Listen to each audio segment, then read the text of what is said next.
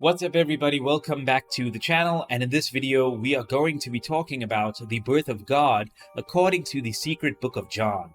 As we all know, in John chapter 8 verses 58, Christ said, "Before Abraham was, I am," which is a direct reference to Exodus chapter 3 verse 14, where God told Moses, "Tell them that I am has sent you." Now this is a description of the eternal nature of God as revealed in the Holy Bible. And Christians have told atheists for years, when asked, well, if God created the universe, who created God?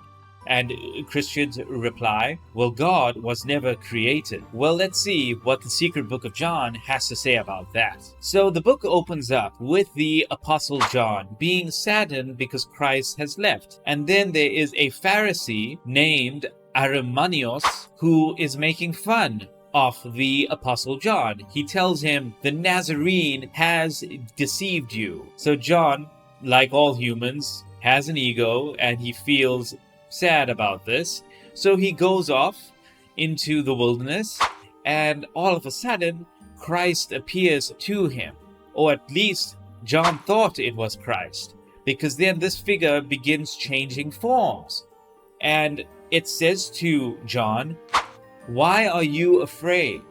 I am the Father, I am the Mother, and I am the child." Now, who is this Father, Mother, and child? It looks like in a lot of these Gnostic texts, the Holy Trinity is the Father, Mother, and child, not the Father, the Son, and the Holy Spirit, as we are taught. And everything following this event is basically Christ telling John, this is how things happen. Now, I'm going to summarize for you. So, Christ opens up with explaining to John that there is one true God. He is known as the invisible Spirit. And he had a thought, and his thought came into existence. And this thought is called Barbello. She is known as the Divine Mother. And then the invisible Spirit gazed into Barbello, and when he did this, she gave birth to the divine child. Now, this invisible Spirit, you could see him as the Father. Barbello, you can see her as the Mother, and the child you can see as Christ. And then what you will notice is that after this child, there are many other beings that get created as well.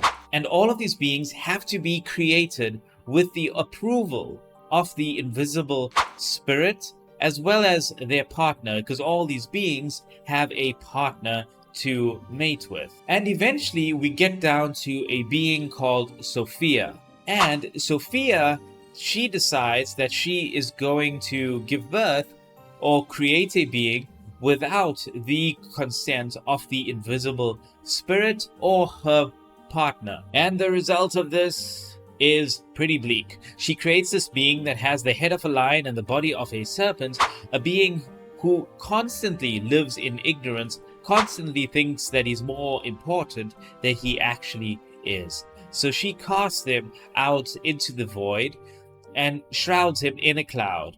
However, when he came to sentience, he realized he's alone, and therefore he thinks that he's God, and then he creates all of the physical realm, he creates angels, and then he declares, "I am the Lord, and there is no other." Now I want you to pause there, and I want you just to keep in your mind the bad things that God did in the Old Testament.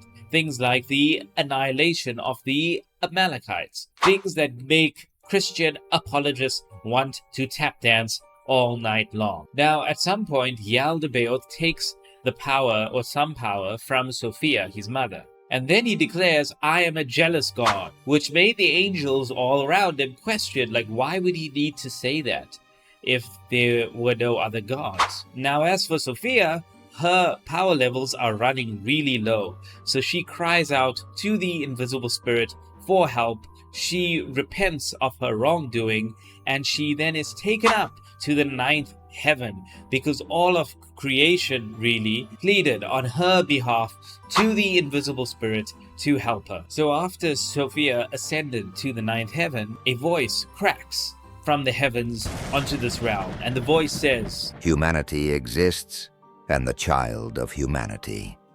Now, when Yaldabaoth heard this, he thought it was his mother, because this voice sounded really, really powerful. However, he realizes he's wrong because the invisible spirit, God himself, appears in this realm, and a massive earthquake happens, and Yaldabaoth stares at him in awe. And then after this, Yaldabaoth does some other cool stuff, which I will get into in my next video. So that's the end of this part of this video series on the secret book of John, the birth of God. And the God that I'm obviously referring to is the God of the Bible, Yaldabaoth. And of course, all of this is according to the secret book of John. I'm not saying you should believe any of it, but it is interesting nonetheless. With all of that being said, have a great day, and don't forget to like, subscribe, and to comment down below. All the best.